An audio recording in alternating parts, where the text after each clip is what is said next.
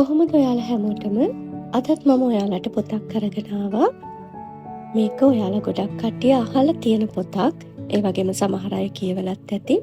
ඒ තමයි රොබින් ශර්මා කියන ලේඛකයාගේ The Monk Who Sold His Ferrari කියන පොත.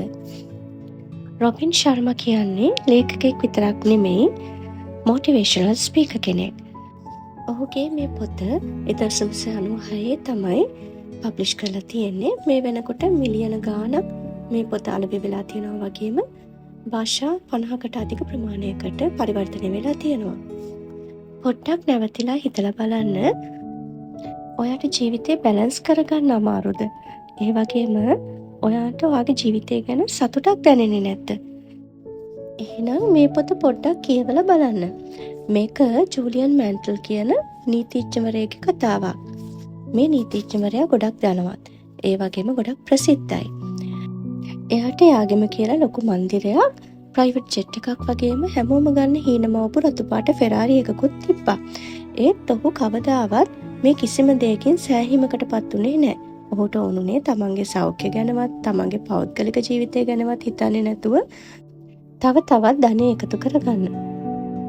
කාලයක් යනකොට එයාගේ විවාහ ජීවිතයේ අසාර්ථක වුණා විතරක් නෙමෙයි, සෞඛ්‍ය තත්ත්වයක් බොහෝ විට පිරිහෙන්න පටන් ගත්තා.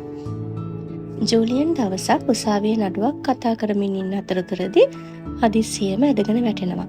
ඔහුව රෝහල් ගත කරාම තමයි දැනගන්නේ ඔහුට හදිස්සියේ හෘදයාඝාතයක් වැදිලා කියලා. වෛද්‍යවරුන් ජූලියන්ට කියන්නේ ඔහුගේ නරක ජීවන රටාව වෙනස් කළේ නැත්නම් ජීවිතය ගැන බලාපොරොත්තුවක් තියාගන්න බෑ කියලා.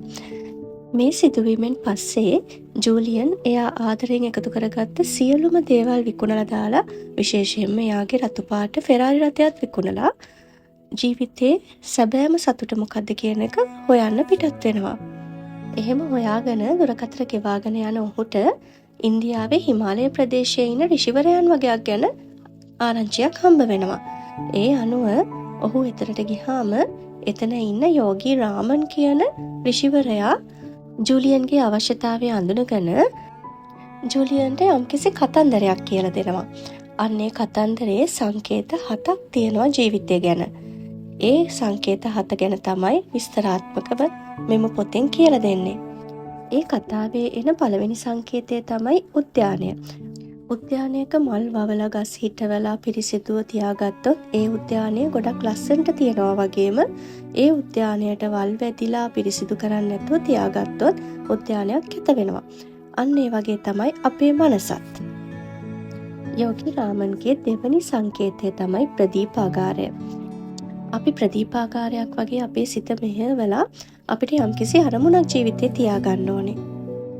ඊළඟට යෝගී රාමන් සුමෝ ක්‍රීඩකයෙක්ව තමයි සංකේතයේ විදිහට අරගෙන තියෙන්නේ කතන්දරේ. ඒ කොටස ප්‍රැක්ටිස් කයිසෙන් කියලා තමයි හඳුන්වන්නේ. සුමෝ ක්‍රීඩකයෙක් තමන්ගේ ඇඟ හදාගන්න කොතරම් වෙහෙස වෙනවාද, අන්න ඒ වගේ අපි අපේ කායික සහ මානසික ඒකාග්‍රතාවය, නිරෝගීතාවය අකණ්ඩව තියාගන්න ඕනේ වෙහෙසලා කියන එකයි ඒ කොටසෙන් කියවෙන්නේ. ඊළඟ සංකේතයේ රතු පාට වයර් එකක්. ඒ වයර් එකෙන් කියවෙන්නේ live with discipline. ඒ කියන්නේ තමාට ස්වයං පාලනයක්, ස්වයං විනයක් අනිවාර්යෙන් තිබිය යුතුයි කියන එක.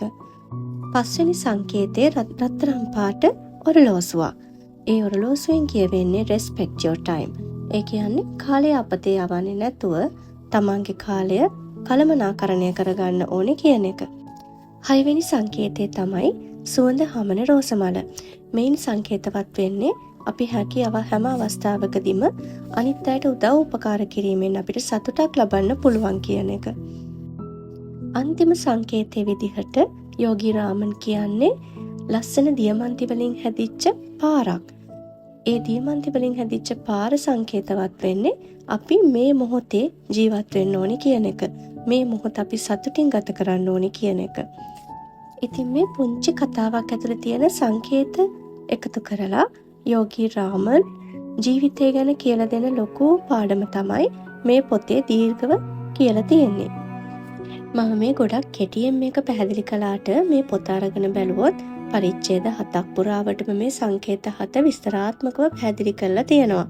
ඒ වගේම හරිම ලස්සන කතාන්දරයක් විදිහටයි මේ පොත ලියවිලා තියෙන්නේ. ඉතින් ඔයාලගේ ජීවිතයට වැදගත් කියලා හිතෙනවා නම් මේ පොත අරගෙන කියවලා බලන්න. ඒ වගේම මගේ මේ වීඩියෝ එක හොඳයිද කියලා පහලින් කමෙන්ට් එකක් දාගෙන යන්නත් අමතක කරන්න එපා. ආයෙ අලුත් පොතකින් හම්බෙනකන් ගිහිල්ලා එන්නම්.